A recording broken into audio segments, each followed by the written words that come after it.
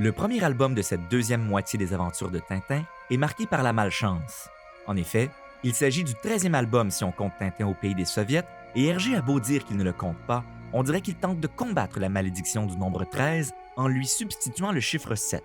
Tous les jours à la même heure, ils entrent tous les 7 dans une sorte de transe inexplicable. Vous voulez dire que cela touche chacune des victimes sans exception? Il commence l'écriture des 7 boules de cristal alors que la Belgique est toujours sous l'occupation nazie, ce qui le pousse à se réfugier dans son univers alternatif qu'il développe de plus en plus. Mon cher Tintin, ce soir je vous emmène au Musical Palace voir un spectacle vraiment extraordinaire. En particulier un numéro d'illusionniste qui change l'eau en vin. Dans les albums de Tintin, le blackout n'existe pas. Des personnages issus de son passé réapparaissent en démontrant qu'ils ont une vie en dehors des aventures, et non seulement le paranormal prend-il de plus en plus de place, mais aussi glisse-t-il dans l'horreur.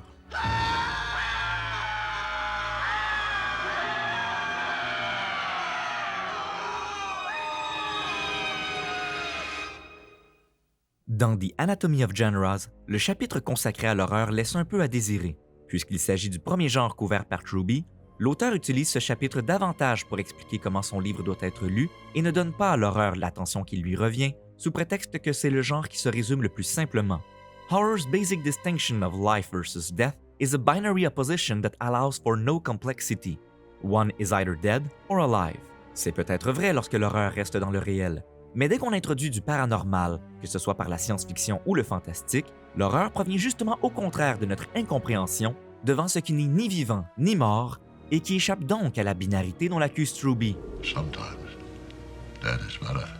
Les vampires, les fantômes, la possession démoniaque, la contamination extraterrestre, autant d'altérations étranges qui nous effraient parce qu'elles nous éloignent de l'opposition sujet-objet en nous introduisant plutôt à l'abject.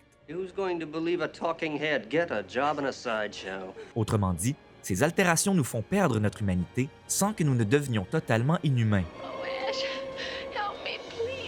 Truby reconnaît, quoique très brièvement, que l'horreur provient parfois de la transformation de l'humain en tant qu'animal ou en tant que machine.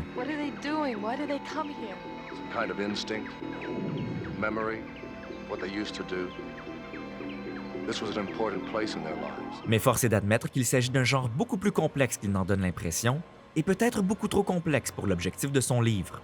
De plus, l'horreur est le seul genre qui a une plus mauvaise réputation que l'aventure.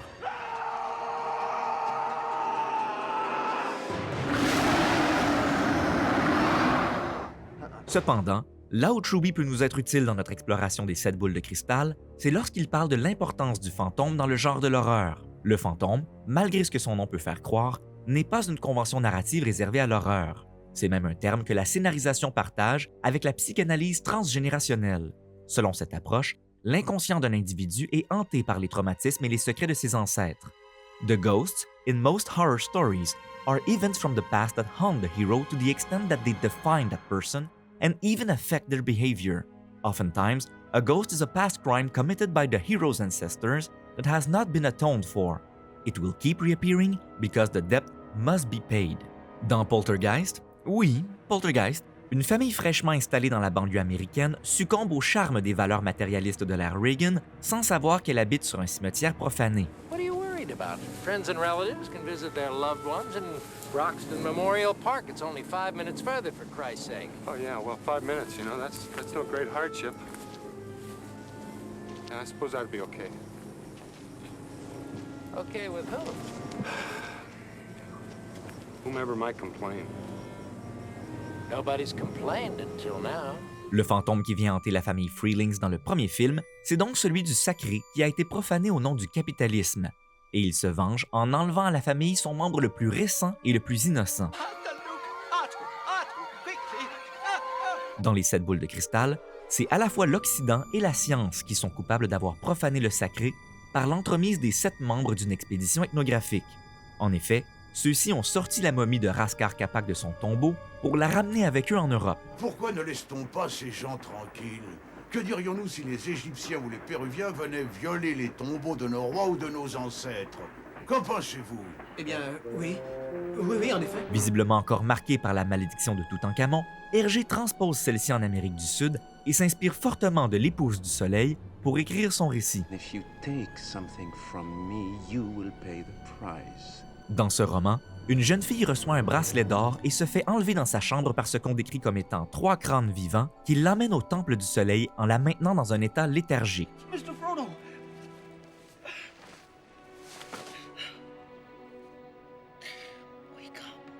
Si la ressemblance entre les 7 boules de cristal et l'épouse du Soleil est frappante, le roman de Gaston Leroux s'inspirait lui-même d'un autre, écrit par Bram Stoker 10 ans plus tôt. Dans The Jewel of the Seven Stars, un homme coupable d'avoir profané le sarcophage d'une reine égyptienne est retrouvé en état de léthargie alors qu'il porte lui aussi un bracelet. When I stuck it on, I saw the pyramid of Giza, and whoosh, straight across the desert to Karnak. By putting this on, you have started a chain reaction that could bring about the next apocalypse. Or, ce n'est pas seulement l'expédition ethnographique qui est fautive dans les 7 boules de cristal.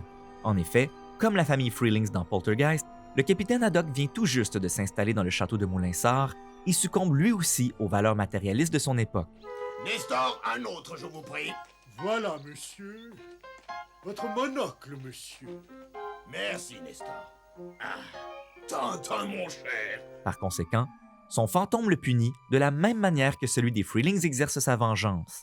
Il enlève à sa famille son membre le plus récent et le plus innocent. I found this. I'm afraid that our two senses can find no trace of Princess Leia. I hope she's all right. La disparition de Tournesol, c'est effectivement Haddock qui en souffre le plus, puisque les deux hommes vivaient désormais ensemble à Moulinsart, où ils se comportaient comme un vieux couple. Where are we going? Why did you look? Why do you always have to look? Don't know. I can't help it. Don't you understand? The enemy thinks you have the ring. He's going to be looking for you, Pip. Si on peut associer le marin à une figure paternelle, c'est à une figure maternelle qu'on peut associer le scientifique en se fiant aux conventions narratives d'Hergé et de son époque. Il est magnifique, de l'or massif sans aucun doute. Je vais aller me montrer ainsi, mine de rien. Il est vraiment splendide. Et puis il me va ravir. En effet, d'ici à ce que la Castafiore intègre la famille de Tintin, c'est Tournesol qui a un nom rattaché à la flore, qui déforme tout ce qu'il entend et avec qui Haddock se dispute constamment. Non, je disais, les boules de cristal ont fait une 6e victime. Non, pas vraiment, mais j'y suis presque. Bah, lisez vous-même. De plus, son enlèvement correspond à l'étape rencontre avec la déesse dans le parcours initiatique du capitaine Haddock, puisqu'il arrive souvent que cette étape prenne la forme du sauvetage d'une princesse ou à tout de moins du sauvetage d'un personnage féminin, comme la jeune fille choisie pour être l'épouse du Soleil dans le roman de Gaston Leroux. Daddy? Katie. I got me a double date here, Professor. Remember Joni Shriver?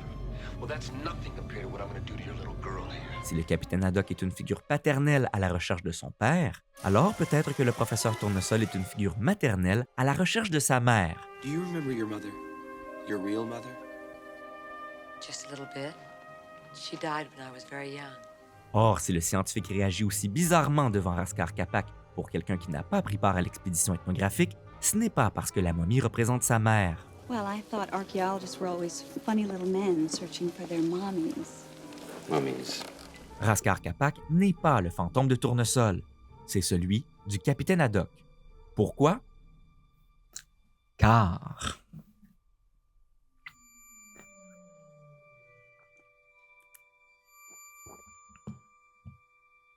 Non, c'est vraiment ça la réponse. C'est pas car comme dans parce que, mais car comme dans autocar et comme dans Caraboudjan. En effet, comme je l'ai mentionné dans mon épisode précédent, Tintin et le capitaine Haddock ont arrêté leur quête identitaire trop tôt sans avoir découvert le secret caché derrière le secret. I am your father. Le fantôme caché derrière le fantôme. The old man's spirit is just a pawn. Autrement dit, le chevalier n'était qu'un intermédiaire. You were deep in the enemy's council.